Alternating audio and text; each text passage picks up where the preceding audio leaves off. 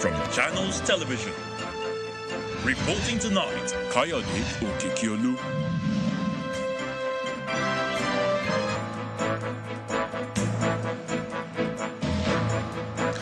Tonight, leader of ECOWAS mission to the Republic of Niger, General Abdulsalami Abubakar, expresses optimism of a peaceful resolution to the political crisis in that country, says diplomacy provides a way out. Former Minister of Petroleum Resources, Diezani Alison Madueke, to be arraigned before Westminster Magistrates Court in the UK on October the 2nd over allegations of bribery offences. And more ministers assume duties in their various offices in Abuja with promises to deliver on their mandates. Minister of Defense vows remarkable changes to the security situation within a year. On business news tonight, Federation Account Allocation Committee shares about 966 billion naira for the month of July to the 3 tiers of government amid low excess crude account balance. On sports news tonight, Nigeria's star girl Toby Amusho is on course to defending a women's 100 meters hurdles title at the World Athletics Championship as she eases to Wednesday's semi-final in Budapest. From Abuja, the nation's capital, NSCDC goes tough on vandals of federal infrastructure, arrests suspects and impounds 5 truckloads of railway sleepers.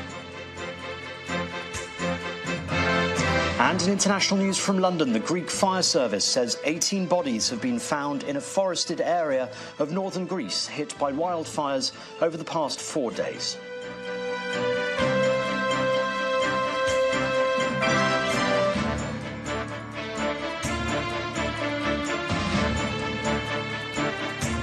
Hope appears to be rising of an amicable solution to the political crisis in Niger. That's going by the words of the ECOWAS envoy to the country, General Abdulsalami Abubakar, who says he remains optimistic that diplomacy will help resolve the situation without a recourse to the use of force. He stated this after meeting with the president, who is the ECOWAS chairman, to brief him on the outcome of his team's meeting with the military junta over the weekend. General Abubakar, who was accompanied by the president of the ECOWAS Commission, Dr. Omar Toure, described their meeting in Niger as fruitful. Okay. As you are aware, the ECOWAS heads of state have made me an envoy to Niger Republic, and over the weekend we were there to see the military people and discuss to find the way out of the lacuna we find ourselves. So that's why I'm here this afternoon, together with the president of the ECOWAS Commission, to give a report back to Mr. President on our discussion in Niger.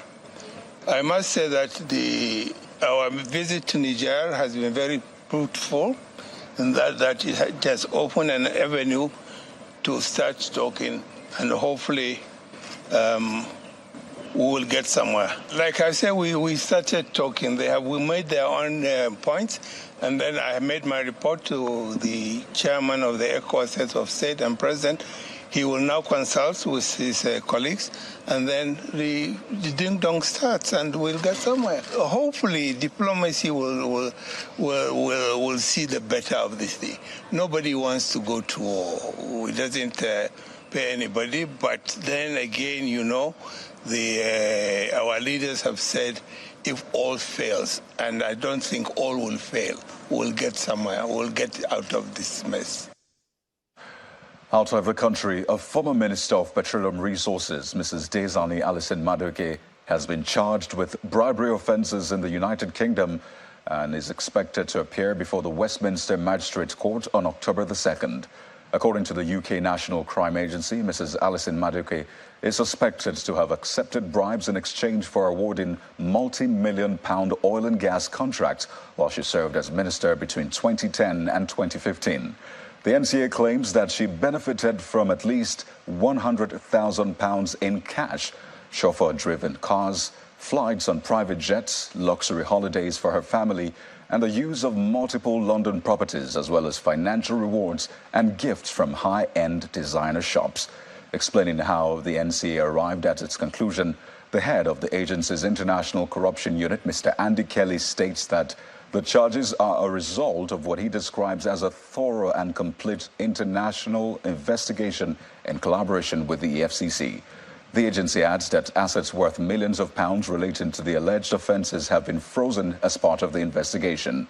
It adds that in March, it provided evidence to the U.S. Department of Justice, leading to assets recovery totaling $53.1 million, also linked to Mrs. Alison Madueke.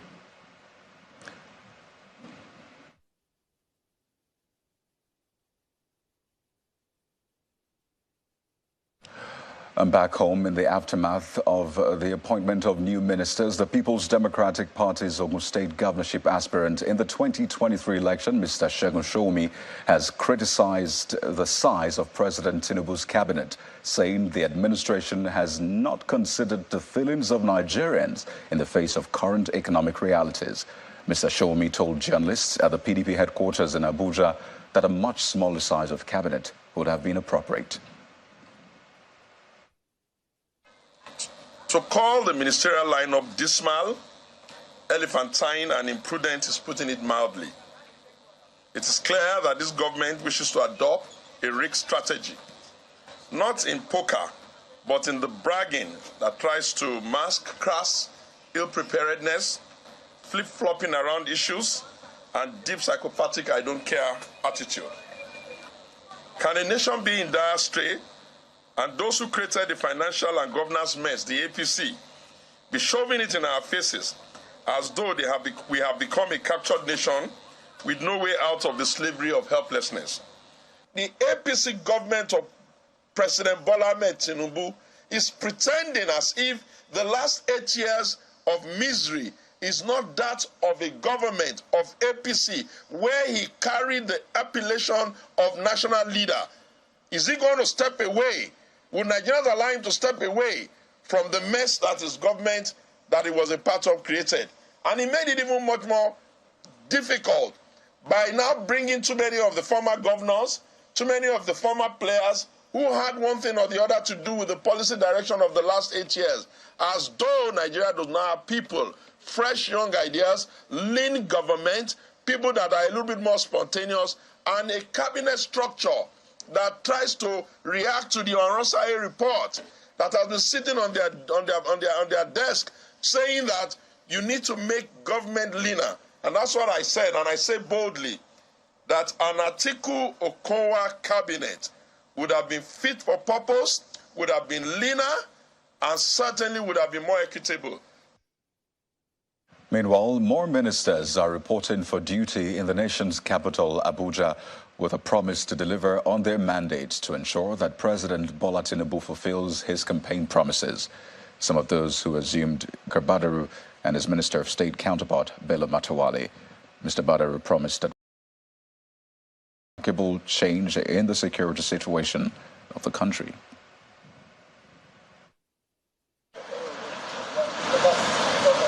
"24 hours after taking their oath of office, more ministers are reporting to their designated officers.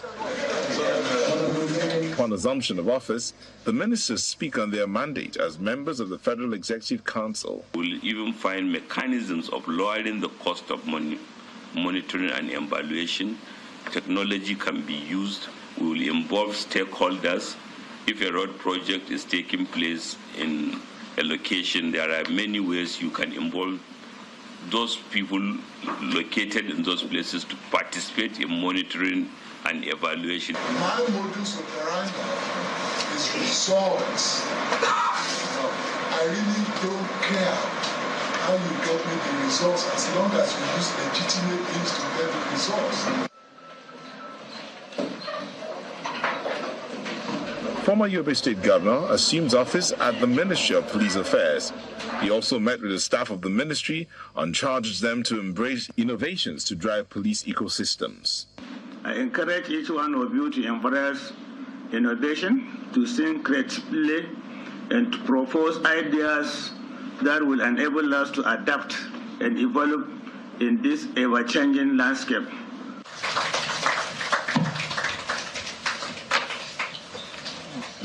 Staying with security, Two former governors are assuming office at the Ministry of Defense. Former Governor of Jigawa State, Mr. Muhammad Abubakar, promises remarkable changes in the security situation of the country. We have to deliver for our people. We have to deliver for the country.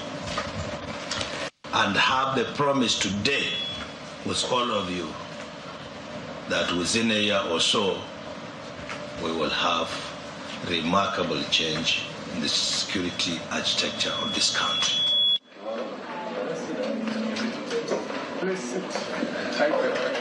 The tasks before the ministers are also acknowledged when the Minister of Education and his counterpart in the Ministry of Innovation, Science and Technology assumed office in their separate ministries.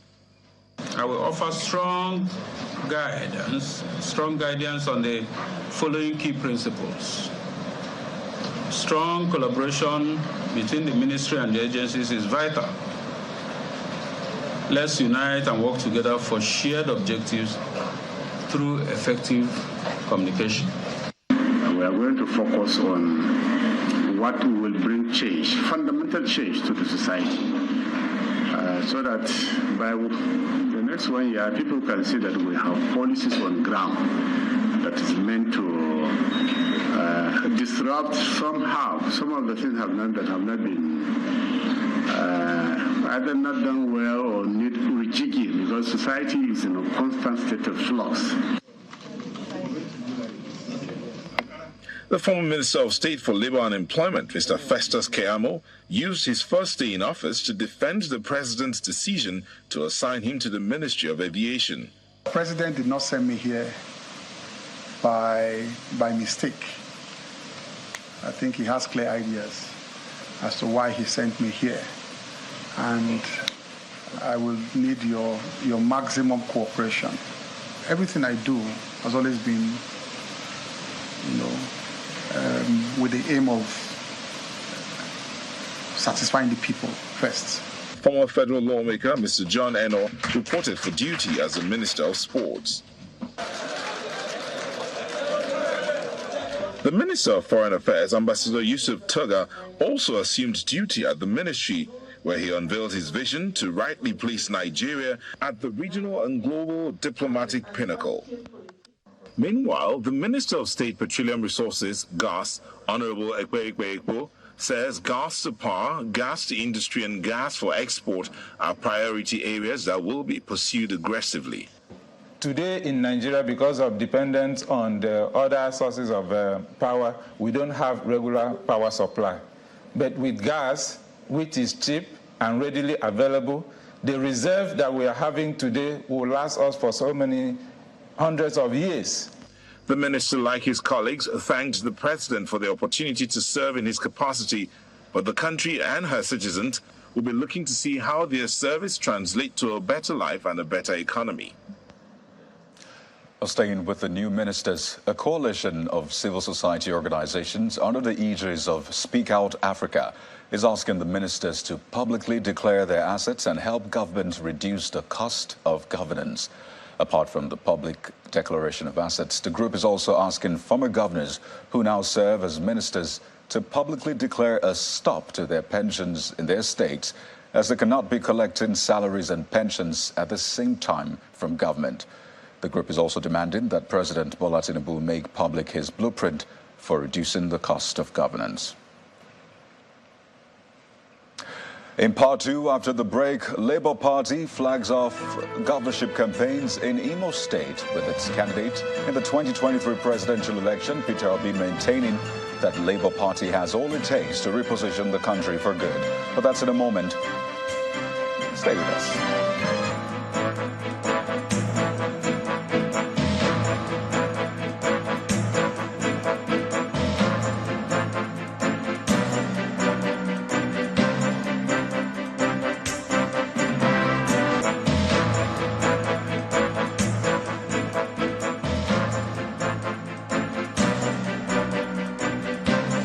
Welcome back. If you've just joined us, you're watching the news at 10, coming to you live from Channels Television. A reminder of our main stories. Leader of ECOWAS mission to the Republic of Niger, General Abdulsalami Abubakar, expresses optimism of a peaceful resolution of a political crisis in that country, says diplomacy provides a way out. Former Minister of Petroleum Resources, Desani Alison Madueke, to be arraigned before Westminster Magistrate Court in the UK on October the 2nd over allegations of bribery offences. More ministers assume duties in their various offices in Abuja with promises to deliver on their mandates. Minister of Defense vows remarkable changes in the security situation within a year. And the Greek Fire Service says 18 bodies have been found in a forested area of northern Greece hit by wildfires for the past 4 days.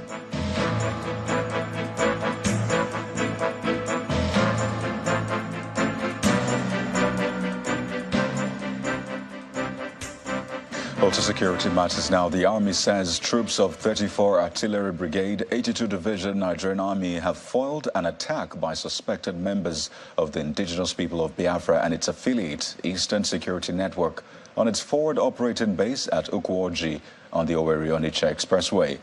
The Director, Army Public Relations, Brigadier General Oyema Wachuku, explained in a statement that the attackers made an attempt on August the 20th, but were engaged by the Army, resulting in the death of one of the fighters, while 2 others were arrested. In another incident, one Boko Haram fighter alongside his wife surrendered to troops of 26 Task Force Brigade garrison in Kwoza, Borno State, with 1 AK-47 rifle. Also, on August the 21st, troops of 1 Brigade garrison operating under 8th Division ambushed insurgents on a mission to attack Bobo village in Talata Mafara local government area of Zamfara State, killing 2 of them. In a related development, troops of Operation Safe Haven have apprehended 39 suspected criminals for various offenses ranging from banditry to kidnapping, armed robbery and illegal possession of firearms in the joint operation area of Hakorin Damisa 4 in Plateau State. The Media Information Officer, Captain Oya James, explained that the operations were carried out in the last 2 weeks as the suspects were arrested at different locations. He adds that 2 of the suspects have been on their wanted list for involvement in several armed robbery and kidnapping cases, with troops recovering various kinds of firearms.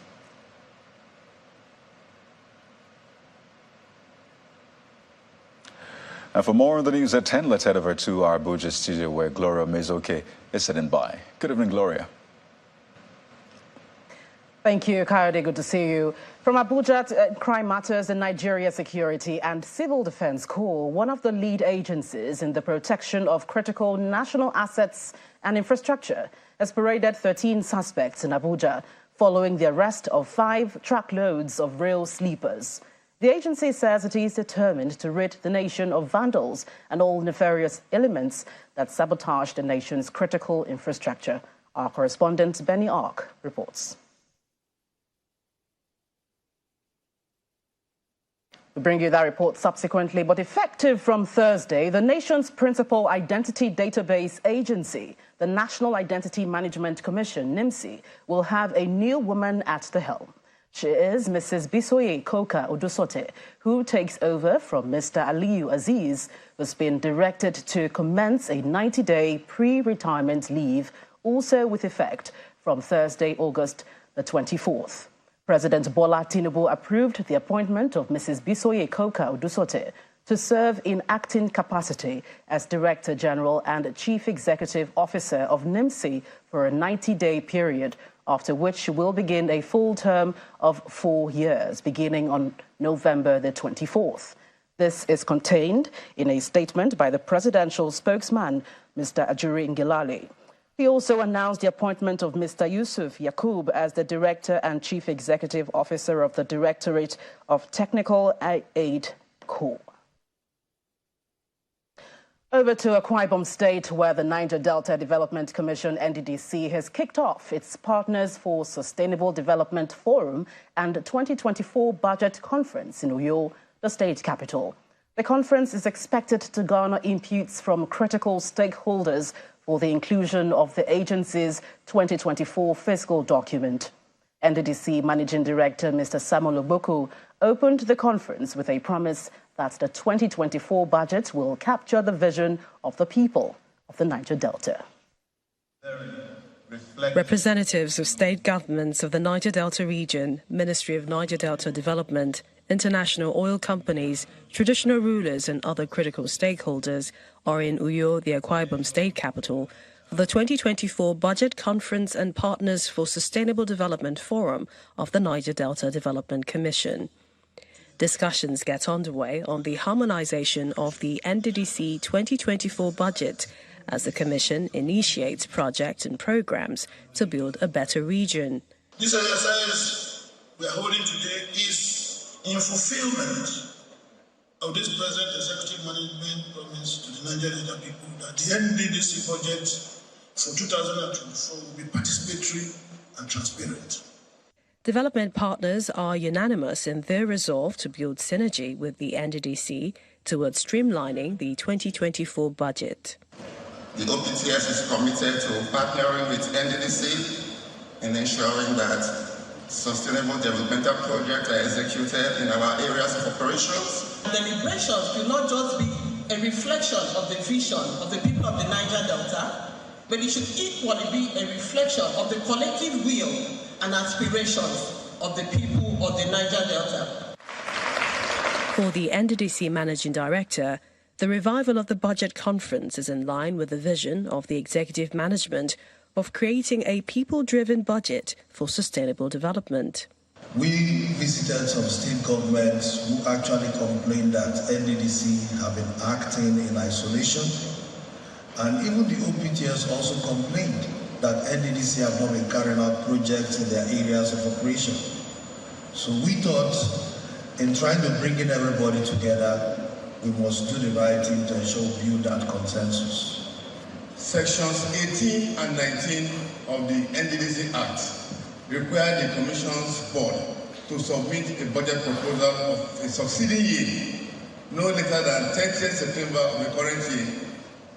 Thus, the 2024 budget of the Commission ought to be submitted by 30th September 2023. The Partners for Sustainable Development Forum, or PSD as it's popularly called, was created to bring together all state governments in the region as part of the Master Plan implementation strategy.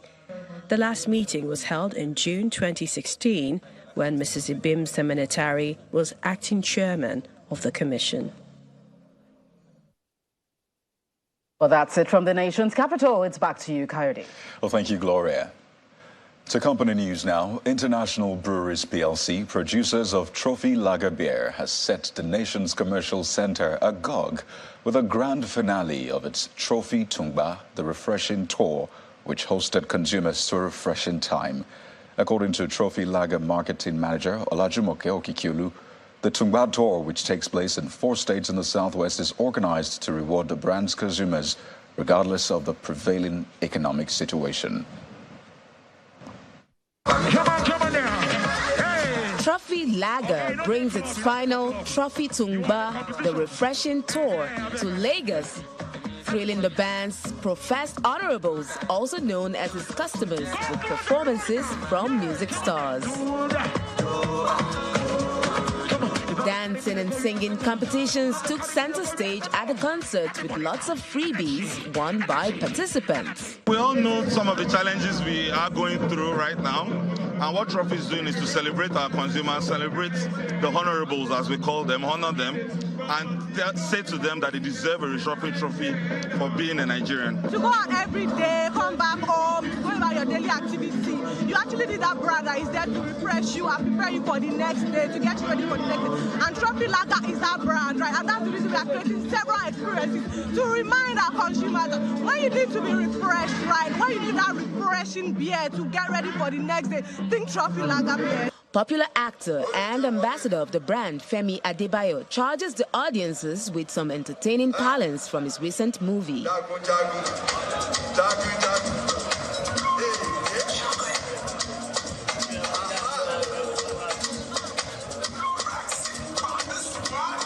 Trophy Tungba, for us, is a way of rewarding our consumers, basically giving our honorables a chance to basically party with the brand, have fun, come out and loosen up, and basically just relax and enjoy. when you talk about promotion, the most important thing to think about is entertainment. All right, so Trophy Lager as a brand knows that when you tally with, when you synergize with entertainers, it will automatically, promote the brand Trophy, and that's why Trophy has been consistent and constantly promoting entertainment industry.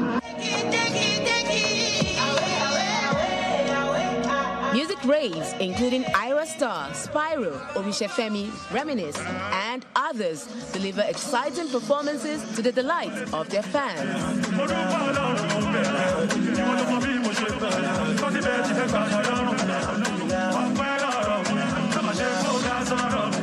Trophy Lager promises to keep giving its customers a crisp and refreshing their experience.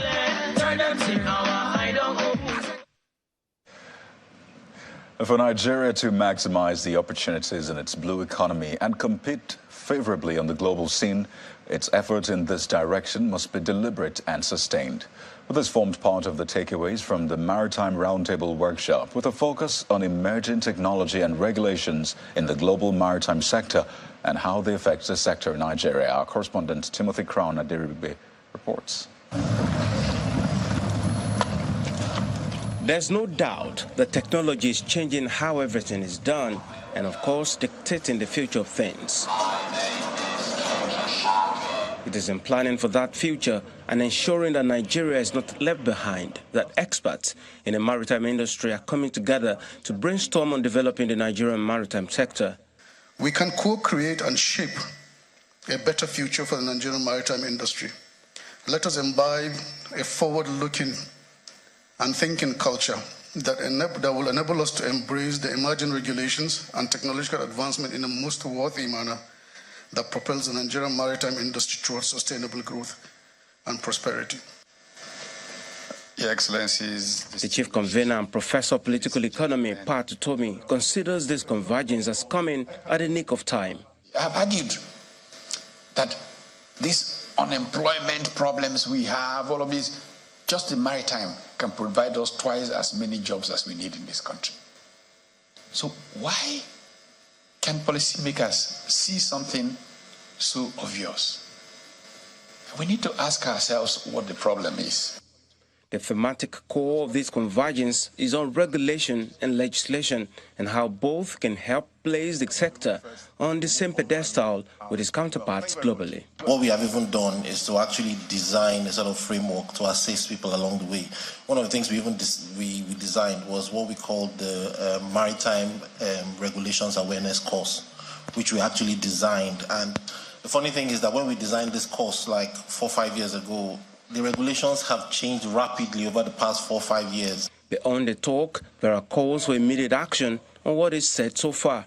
When I think about the number of committees that have been set up in the last 15 years or 24 years, from the presidential committees to the ministerial committees to the agency level committees, and we have committees coming out of our nose and our ears with really, really good quality content in terms of their reports, but no implementation. So I think one of the things that I hope we take away from here is how do we get to the point where we implement? We cannot continue saying we are not progressing because this man didn't do this man didn't. We have pointed at each other for too long, and we thank you for this initiative for us to begin to talk again. But this shared understanding you're initiating, it has to continue. This is the maiden edition of the conversation with promises, but it has come to stay. The desired results are seen. Timothy Crown, Deribigbe, Channels Television News. But still ahead on the news at 10, Federation Account Allocation Committee shares about 966 billion naira revenue to the 3 tiers of government for July. That's amid low excess crude account balance. That's some business news. Join us again.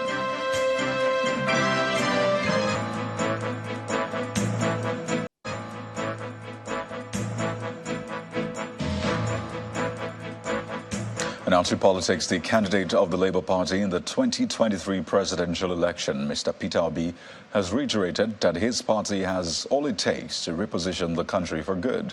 He was speaking at the flag-off of the governorship campaign of the Labour Party candidate in Imo State, Mr. Ethan Achonu.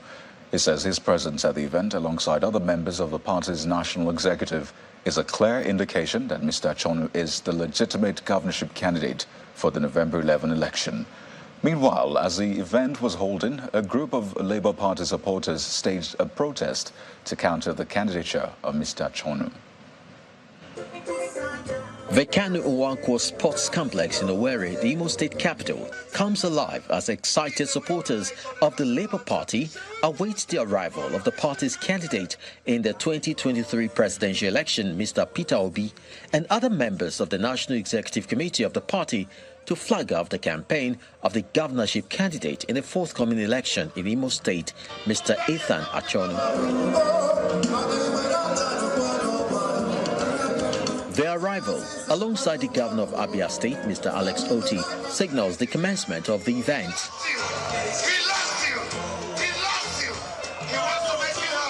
One after the other, party leaders solicit votes. They also seize the opportunity to clear the air on the controversies about the authentic governorship candidate of the party in the state. If you have tried a product for 16 years, you know what? You try a project for a product for another 8 years, you know what? What will a reasonable man do? A reasonable man will change the products. We have tried PDP, he worked. We tried APC, he worked. The result we have is insecurity, is hunger, is unemployment. Therefore, what we need to do is for us to change that product. I'm here as a witness, being that I conducted the primaries that produced distinguished Senator Ethan Achonu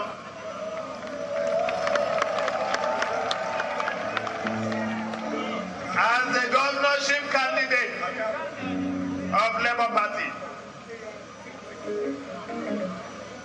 The reason I say so is that in no distant future, you are going to see counterfeits,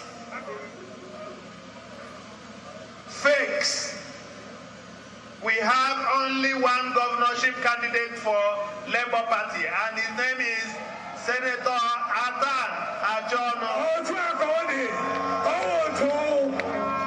Mr. Obi appeals to the people to vote for the party as he believes its candidates have the capacity to lead. We know what it takes to change Imo. We know what it takes to change every part of Nigeria. And that's what we are here for. And today, we are here to launch our campaign. Let nobody tell you tomorrow is LP chairman. No, let nobody tell you it's their candidate. We have told you the process. I believe in process. And that is what is critical. The way Adan emerged is the right process. The man who did it is here, the chairman is here, and here is our candidate, Ndimo.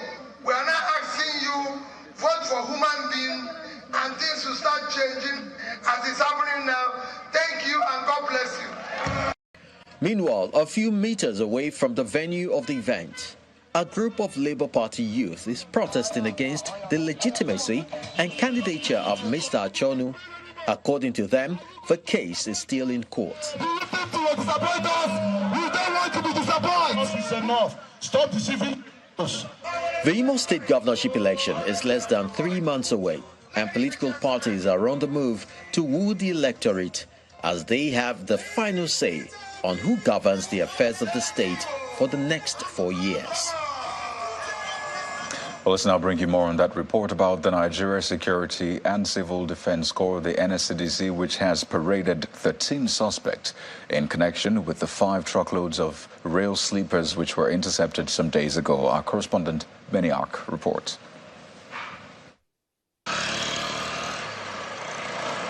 The Port Harcourt-Enugu rail line through Makurdi to Kaduna, which served as the Eastern Rail Line, is now empty, and weeds have covered the tracks after all the rails and sleepers have all been looted away. Only the rail lines on road crossings within Makurdi town are left with vehicles driving over them. Meanwhile, the tracks have all been removed. An investigative journalist who witnessed the removal process by the vandals claims there's an international dimension to the vandalism, and the cover-up goes as high up as the presidency. How many people can buy railway lines here? How many? Look at the rural community. Who's going to buy it? Except there's somebody bigger outside. They gather here, contact the person, he buys, contacts, it goes further up, even to the presidency from what I gathered during my investigation. The old River Benue Bridge perhaps would have been looted too, if it were not too obvious a public infrastructure that served both trail and vehicles in the early 60s. There was a fresh attempt to remove the rail leading up to the bridge before our crew got to the scene. At a press briefing in Abuja, suspected rail line vandals were paraded by the NSCDC. The spokesman for the agency says there is no going back on the efforts to clamp down on MAX as a matter of urgency, all those suspected to be involved in aiding and abetting rail line vandalism in the country. The marching order given by the Commandant General to clamp down and unmask as a matter of urgency all those suspected to be involved in aiding and abating rail line vandalism in the country paid off with the recent interception and subsequent arrest of 5 fully loaded articulated trucks with vandalized and stolen rail track sleepers disguised as scraps, metals and iron on their way to Ilorin, Kwara State. A total number of 13 suspected rail tracks vandals were arrested alongside 5 articulated trucks conveying large quantities of vandalized rail tracks, iron sleepers stolen from 5 different locations within Kaduna State. Total number of 13 suspected rail track vandals were arrested alongside 5 long articulated trucks conveying large quantities of vandalized rail track, iron sleepers stolen from 5 different locations within Kaduna State. The Nigerian Security and Civil Defense Corps in Benue State says although not all activities going along rail lines are illegal, criminals are taking advantage of the budding process to loot the rails. There is this concession of these old railways to various contractors by the federal government to dismantle them and cut them accordingly. That notwithstanding, we still have a lot of cases of railway lines or railway sleepers vandalization in Benue. In Nasarawa State, 4 young persons suspected to be railway vandals are in the custody of its Nasarawa State Command. They were nabbed in Lafia, the Nasarawa State capital of the Special Intelligence Squad of the Corps boss, with a truck loaded with rail tracks disguised as scrap metals en route to Kwara State. He accosted this vehicle en route Makurdi, Lafia, Akwanga. They were accosted around Sabompegi under Shabu development area, not Lafia North development area in Nasarawa State here. The NSCDC says these economic saboteurs and their accomplices across the country who are hell-bent in vandalizing the nation's critical infrastructure and national assets will be identified, arrested, and prosecuted. Benny Ark, Channels Television News. Well, business news is next on the news at 10 with Anne Nwawadu. Banking so easy, so simple. Dial *894# now to experience it. You first, First Bank.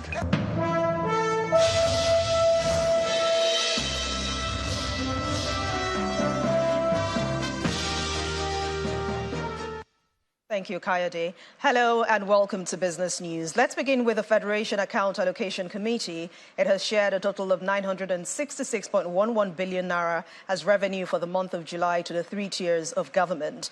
The federal government received 374.4 billion naira. State governments received 310.6 billion naira. For the local government, they got 229.4 billion naira, while the sum of 51.5 billion naira was shared to the relevant states as 13% derivation revenue. In its communique, FAC says that gross statutory revenue of 1.15 trillion naira was received for the month of July, and that's 2.4 billion naira lower than the amount received in the month of June. Meanwhile, the balance in the excess crude account remained unchangingly very low in July at $473,754. Following President Tinubu's approval of the Compressed Natural Gas Initiative, which seeks to achieve 11,500 CNG-enabled vehicles nationwide, the Special Advisor to the President on Media and Publicity, Mr. Jurin Gelale, has been speaking on the benefits to the Nigerian populace. Mr. Gelale also says the federal government's plan to cater for the supply side of CNG initiative and the possible rollout timeline. Being able to ensure that we can provide CNG-fueled buses and the like that would crash the cost from PMS-fueled buses at about 620 naira per litre on average. You're now looking at about 250 naira per litre on average for CNG. In addition to that, we're going to be immediately rolling out 55,000 new CNG conversion kits for existing PMS vehicles to be able to further accelerate the process of conversion and transition from PMS to CNG. But I need to note that it's one thing to deal with the demand side of the CNG equation. You also have to deal with the supply side, which is why His Excellency President Bola Ahmed Tinubu has been able to, through the NNPCL, strike a deal with NIPCO, which effectively is going to roll out 56 new CNG filling stations across all states of the Federation within the next 16 months. 21 new stations, CNG filling stations within the next 9 months, and then 35 new filling stations, CNG stations between April 2024 and April 2025, which essentially takes us to his midterm, the midterm of his first term in office. We're also going to be rolling out an exemption on customs duties as well as VAT exemptions on all importation of CNG conversion kits to further accelerate and cheapen the process of CNG conversion for families across Nigeria. Let's head to the equities market now. It sustained yesterday's positive performance. The all-share index climbed higher today by 0.44%. Will Ibong has the details.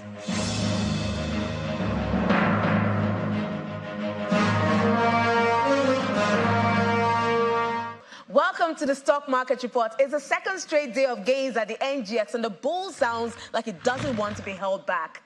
Let's dive into the numbers, shall we? The NGX benchmark index appreciated further today by 0.44% as market giants Dangote Sugar and Boa Foods continued their moves in today's session. That's why we're seeing this massive 3.75% jump for the consumer goods index. Unfortunately, this winning streak did not rub off on the banking counter as it registered a nearly 1% loss today, and profit taking in a Turner and O&O pulled back the oil and gas sector. Activity, however, picked up today as volume traded rose to over 293 million units from 231 million units yesterday, while value climbed to 4.12 billion naira today. It's all looking green. Can't complain. Now, all in all, investors are still repositioning in the market as they await more earnings reports and dividend declarations. And not to forget, also keeping an eye on Transcore. And that's the Stock Market Report. I'm Will Ibong. It's back to you, Anne.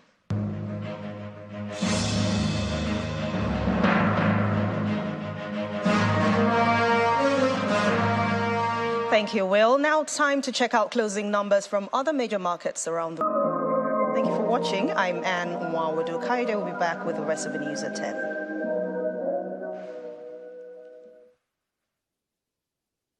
Banking so easy, so simple. Dial *894# now to experience it. You first, First Bank. Well, thanks, Anne. The fire service authorities in Greece say they have stumbled on 18 bodies in a forested area north of the country where wildfires have raged for 4 days. The bodies were found near a hut outside the village of Aventas when the fire brigade inspected the charred remains of a building. We'll hear Simon Pusey with more on this and other international stories in Around the World in 5. Good evening and welcome to the Channel's studios here in London with your international news around the world in 5. The Greek Fire Service says 18 bodies have been found in a forested area of northern Greece hit by wildfires for the past 4 days. Initial reports suggest those who died may have been migrants. A coroner and investigation team are heading to the scene in the Dadia forest. The Evros region of northeastern Greece, not far from the Turkish border, has been ravaged by fires. Patients were moved from a hospital as the fires reached Alexandroupolis. Thailand's former Prime Minister, Thaksin Shinawatra, has been jailed upon returning to the country after 15 years in exile. But many believe he has struck a deal that will keep him from serving more than a short period in prison. He arrived on Tuesday morning in a private jet, ahead of a vote for the next Thai leader. The frontrunner is from his Pheu Thai party. He was then sentenced to 8 years on former criminal convictions he says were politically motivated.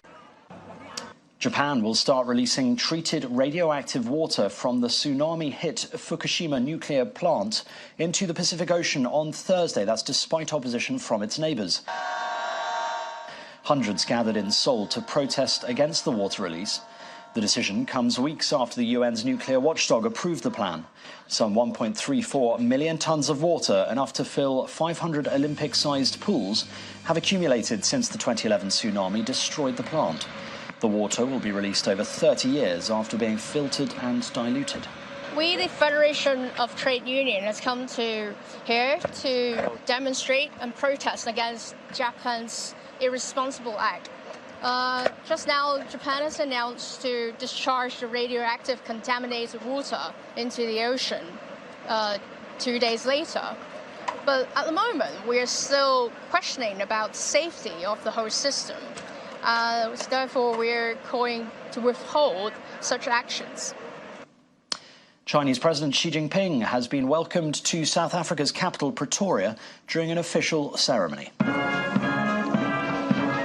Xi is in South Africa to attend the BRICS Leadership Summit in Johannesburg. Leadership of the BRICS nations, which are made up by Brazil, Russia, India, China and South Africa, are meeting for a summit where they will weigh expanding the bloc as some members push to forge it into a counterweight to the West. Xi also attended an awarding ceremony to receive the Order of South Africa from his South African counterpart, Cyril Ramaphosa, on Tuesday in the country's administrative capital, Pretoria. Heightened global tensions provoked by the Ukraine war and a growing rivalry between China and the United States have added urgency to a drive to strengthen the bloc, which has at times suffered from internal divisions and a lack of coherent vision. The US President Joe Biden has spoken about his own history of loss to the people of Maui after wildfires that killed more than 114 people on the Hawaiian island nearly 2 weeks ago. The president recounted his personal tale of tragedy, the vehicle accident death of his first wife and young daughter. Biden, who is seeking re-election in 2024, has been criticised by some Republicans and others for his initial response to the Maui fires after he went several days without speaking about the tragedy while vacationing at his Delaware beach house. He says he will expand federal aid to Hawaii and promised help to anyone who needed it. Many of you have lost family, not even sure where some are. I've had a similar experience. My wife, Christmas shopping with my 3 children. She was killed, my baby was killed, and my 2 boys were thought not to make it initially. And South Korea has staged an anti-terror attack drill at the National Assembly in Seoul as part of the country's annual Ulchi civil defense exercise. More than 100 personnel from the military, police, fire department and local government were mobilised in the drills, simulating multiple terror attacks on Parliament, including chemical, bomb and drone attacks. The Ministry of the Interior and Safety said around 4,000 government bodies, along with 580,000 people, participated in the 4-day Ulchi exercise to establish national emergency preparedness. And that's your international news around the world in 5. Now back to the Channel studios in Lagos.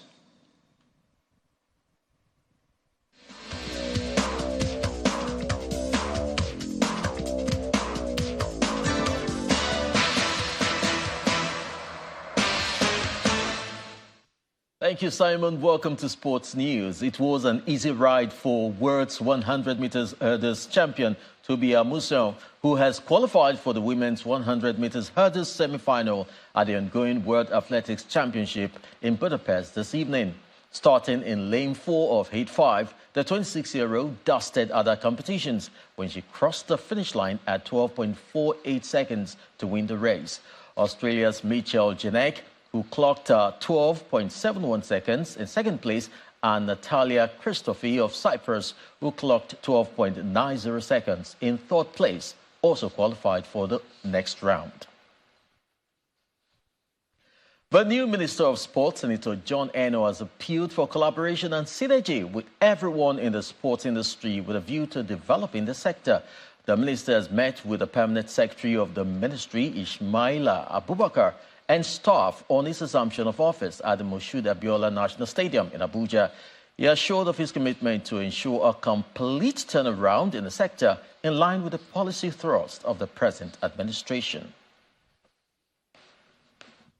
Unless you overcome a challenge, you can't have development.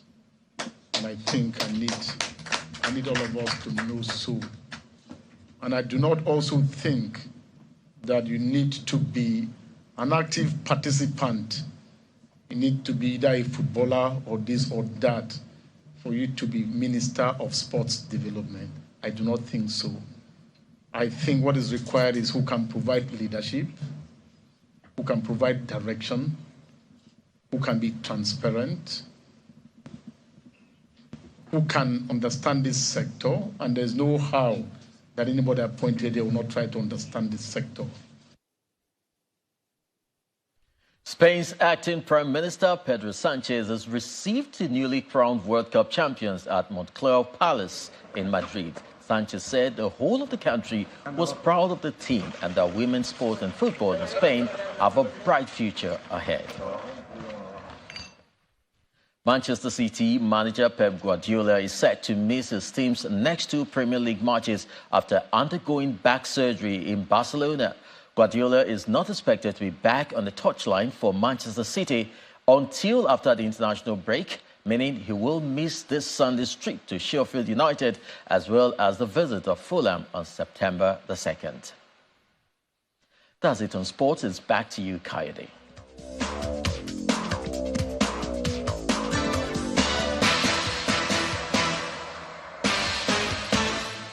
Well, thank you, Chris. And the main news again.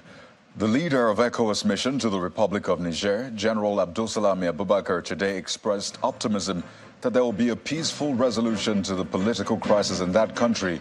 He said diplomacy provides a way out without resort to military action. The former Minister of Petroleum Resources, Mrs. Dezani Alison Madueke, has been charged with bribery offences and will be arraigned before Westminster Magistrates Court in the UK on October the 2nd. And that's the news at 10 for tonight, everyone. Thank you for watching. I'm Kayode Okitiolu. Good night.